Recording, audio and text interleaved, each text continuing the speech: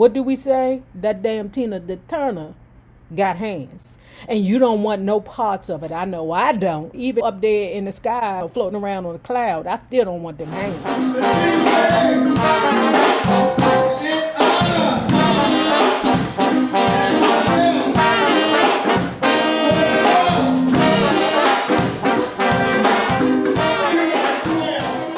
Wow, hello there, love bugs. Hello there, Bellas. If you have not already done so, please remember to like, share the Facebook, subscribe, and visit uptopbeauty.com for this promo combo. We have the Miss Hollywood DC shades and this Renee scarf. We only have one brown set left and one pink set left. So if I was you, I would go on over there and check it out. And if you are not already a part of this book club, please hit the Patreon link below and or the join button here on the YouTube. And for a small monthly fee of $5, you babies, yes you, can be privy to all the shenanigans before the YouTube gets it, if the YouTube gets it. Now, let's continue talking about Taking Back My Name, Ike Turner with Nigel Cawthorn. In the 70s, one of the Black Panthers was running for mayor in Oakland, California. They had booked my band and signed the contract under another name, because I don't get mixed up in no racial shiz, man. They were thinking race. We was just thinking of music and having fun. Anyway, when we got to the place in Oakland to play, something was wrong.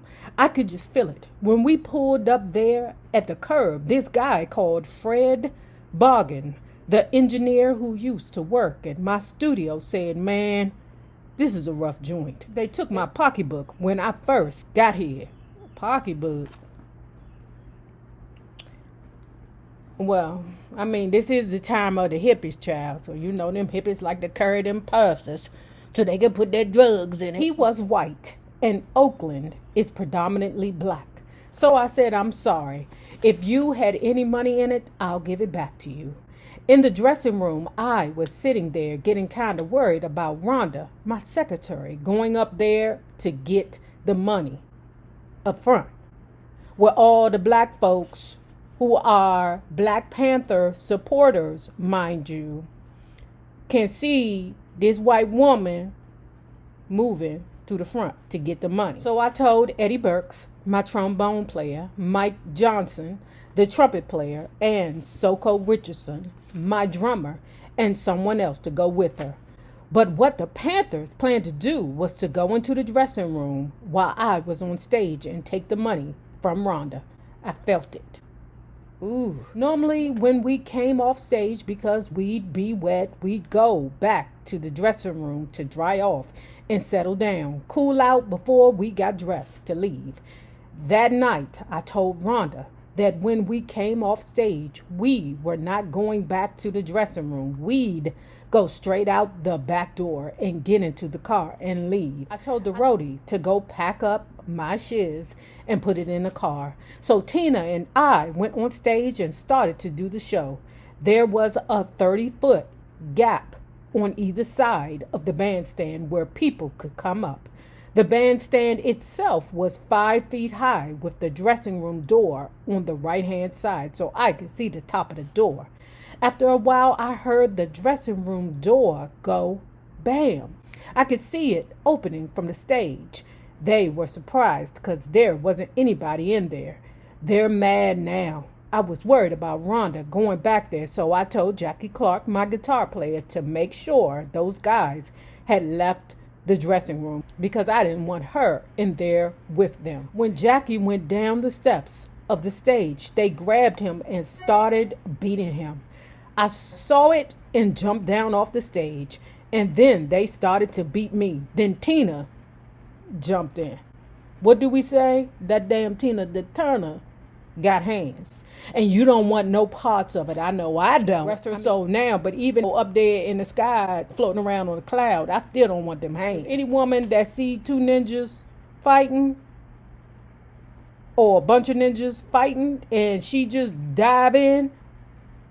I mean, I don't want that kind of work. I don't want that work. And I don't know too many women that can go toe to toe with a man. I know Mick can, because I told you Mick is something vicious with the hands. Y'all all know Mick because, I talk about her frequently and her shenanigans of knocking men out. But I don't know too many women who would jump into a brawl full of men. The guys were beating the shiz out of me, beating and stomping on me.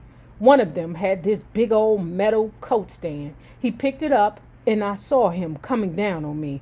I put my hands up and jammed my elbows against the floor.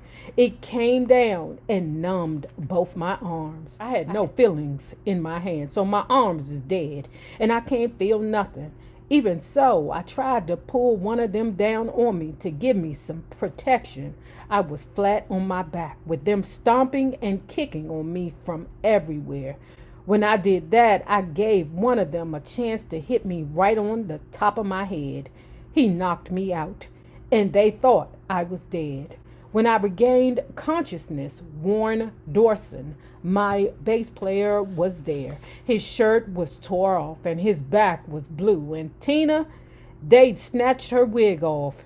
It is hard to snatch Tina's wig off, man. You could pick her up by that wig and it still won't come off. But she didn't have no wig on. They put 8 of us in the hospital. That's when I made up my mind I wasn't playing no black clubs no more in a predominantly black part of town. As well as the incident with the Black Panthers, Rhonda got beat up in the dressing room one time over in the ghetto. If I was going to play a black club, it had to be a club everybody could go to. I wasn't going over to no ghetto and playing no more dates. Man, in 1971, we went to Ghana to perform at the Independence Day celebrations. I'd never seen nothing like it before. We were over there with Wilson Pickett, Santana, who was just starting then, Roberta Flack, Les McCann, and the Staple Singers. There were 96 of us on this one old raggedy plane. Like the Spirit? I didn't particularly like the people who ran the hotel. They seemed to think that American blacks were stupid and they treated you accordingly. Anyway, Wilson Pickett, he's temperamental. We know that. I forgot what book we read, but we read that the Wilson Pickett got some issues, okay? And one of them begin with the bottom. Wilson Pickett. He's temperamental. At Black Star Stadium, there weren't but 2 dressing rooms. They used one for the Red Cross, the other for the artists. So each artist could get a chance to use it before they went on stage. But Wilson Pickett wanted his own effing dressing room. So he arrives and he gets pissed off. We went in the dressing room getting ready because we were next on stage. So he gets all pissed off and says he ain't going to play. I went on stage and I did my show and tore the audience up. If you ever saw that movie they made of the concert Soul to Soul, you'll know it. When I came off stage, Wilson Pickett was still refusing to go on. I said, man, you know what? Let me tell you what the real deal is. I try to say he knew how to get to his ego, because if Wilson Pickett ain't a drunk, he's a egomaniac. Okay, I'm Wilson Pickett. I'm Wilson Pickett. Okay, bow down, bitch. But Ikedy, although he's a piece of treachery himself, he knows how to talk to another treacherous mother hunchy with a large ego. Now, we don't know if Wilson Pickett got the large ego that Blink Iggy got. I'm trying to say, man, you ain't going on stage because you think that you can't follow me. You know I went out there and I tore it up. And you scared to go out there. That's all it is. You scared. Now, normally, I would never have told him no shiz like that, because I'm not the type. But all these people had driven for miles with oxes and stuff. And it was people as far as you could see. Black Star Stadium was so big, you could have had 4 football games going on there at the same time. And they wouldn't have conflicted with each other. Ooh, that sounds scary. Too many opportunities for a mother to wig out. That's how big that place was. As far as you could see was people. And he was talking about not going on. They knew Wilson Pickett. They knew nothing about Ike and Tina. Wilson Pickett was the headliner because he was the only one they knew over there. Boy, if he hadn't gone on, there would have been a riot over there. So I told him that to get his ego and get him on stage. And he went on stage, and it turned out good. Nobody got time for Wilson Pickett and his goddamn ego. The Stones tour. That was the beginning of us doing well. We were playing Vegas and stuff after the Rolling Stones. That's when I cut Proud Mary in the studio at Vegas. On Proud Mary, where you hear my voice, and that's a rare thing for an Ike and Tina record. That's me telling Tina the words. My voice was supposed to have been erased. I didn't mix that record. I had to leave and go to Australia, and we were one song short on the album. I thought the engineer knew he was supposed to erase my voice, but he left it on. And that song was a hit. Damn, where the person says the words and then the crowd follows.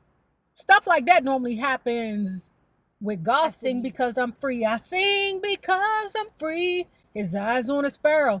His eyes is on the sparrow. After the Rolling Stones tour, we played in North and South Dakota. It was freezing cold.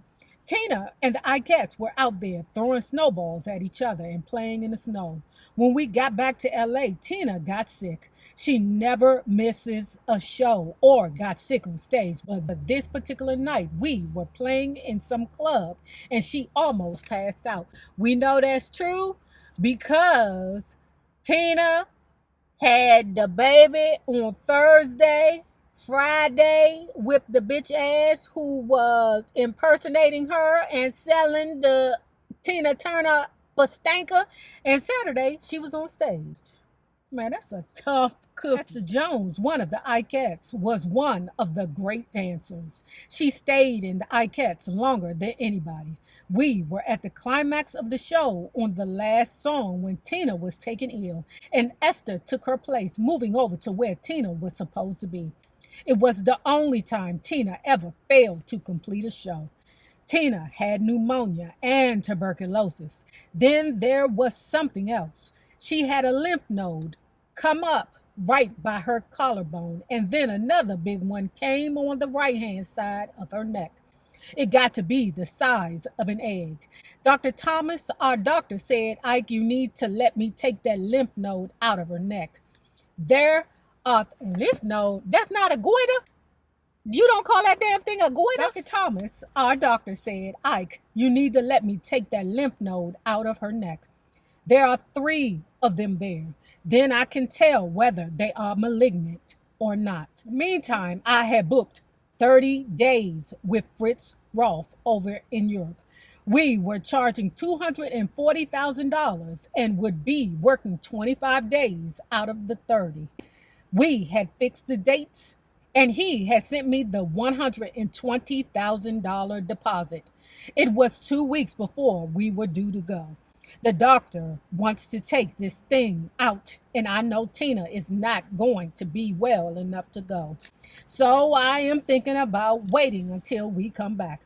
But Dr. Thomas talked to me again, and I said, okay, take it out. And I'm going to call Fritz and cancel the dates. I called Frankfurt and told Fritz that I had to cancel the dates because Tina was real sick, and I returned his money. And I paid him the money it cost him to tell the audience that the shows were canceled so he wouldn't be out of pocket. So the doctor took that thing out of her neck. Then Tina said, Ike, I can still sing, but she has stitches there. And when Tina sings, her neck swells out. I said, if you think you can do it, I will ask Dr. Thomas about it. Dr. Thomas said she could sing, but he would have to take out these stitches and strap a gauze around her neck so that when she sang, she would bleed onto the gauze. So we did the Europe tour after all. Tina had a cut several inches long in her neck, and when she sang, it opened up. She went on stage for every one of those 25 fucking days with that cut on her neck. Tina is a strong woman. Around this time, we did this TV show with Andy Williams. Tina and he did a song together, and Sammy Davis was also in the same show. We took pictures and shiz. Then, when we started playing Vegas, Sammy sat up there. He was doing this movie, Bill Baker, and he wanted us to do some songs for it. When we got through, he gave Tina a white Jaguar car as a gift. Everybody always said we looked alike, but he was just a little bitty dude, man. I mean, he was a little itty bitty dude. And when I think about it, I'm like, Grandma, why did you like the Sammy Davis Jr.? And I think his nose was broken like 72 times. That's why it was so smashed in and flat like that. But he was a little itty bitty dude. But why would a little itty bitty dude talk about another little itty bitty dude? Just because you 2 inches taller. I mean, Sammy Davis is like 4'10", 4'11". Y'all tried to tell me that Iggy was like 5'7", 5'8". No. Answer no. Never. No, y'all Google it. Put it down below. I know that nigga wasn't no 5'7", maybe 5'3", 4, maybe even 5. But no. You're not gonna look me in my eye and tell me that Iggy was my height. Everybody always said we look alike, but he was just a little itty bitty man. His head only comes up to my shoulder. Oh, meantime, we were drawing in England. And we were drawing in America, and we were attracting the older whites, young whites and older blacks. We did the Ed Sullivan show in them days. When you playing in Las Vegas, you got to do the Johnny Carson show. Ooh. I used to love Johnny Carson, child, until we found out that he was an old asshole. I bought a lot of property and shit. I had enough money. No one never knew what I had because I was not the type to go borrowing money off people. God has been kind enough to me to allow me to maintain my independence without relying on nobody. I have always been fortunate like that. People always thought I was rich, even though I wasn't. I am probably better off right now than I was back then, because then I had 26 people to worry about, how they're going to eat, and how I was going to keep them in some kind of work so that they could pay their bills. We just got finished reading Smokey Robinson. That's the weight of the world on your back. I'm getting money. I'm getting outside income because I write songs for Bird Gordy. So I got my money. But those people don't take the initiative to earn that extra income so they'll be in a good place. The only time they eat is when Smokey Robinson fed them. So I get it. But now I ain't got to worry about shiz. If there ain't no big deal, there ain't no mental strain. If I show up with a record, great. But I ain't licking nobody's ass to get a record deal. I am just letting fate do its own thing. During that time, though, I was under a great deal of pressure. I tried some marijuana, man. The woman said, "Hey, this is some good weed. The best. Try it. I took but one draw. By the time I blew the smoke out, I am unconscious for 2 to 3 hours. I just can't handle it. I would fire you, man, from the band if I thought you had grass. Cocaine, any kind of drugs. I thought they were all the same. You know there's a difference between heroin, grass, and cocaine, but I didn't know the difference. All of it was drugs. And if I found you was with any, I would fire you instantly." When I was in Las Vegas playing the International Hotel, which is now called the Hilton, some of the other well-known entertainers who were playing in the main room there gave me some booger sugar and a dollar bill.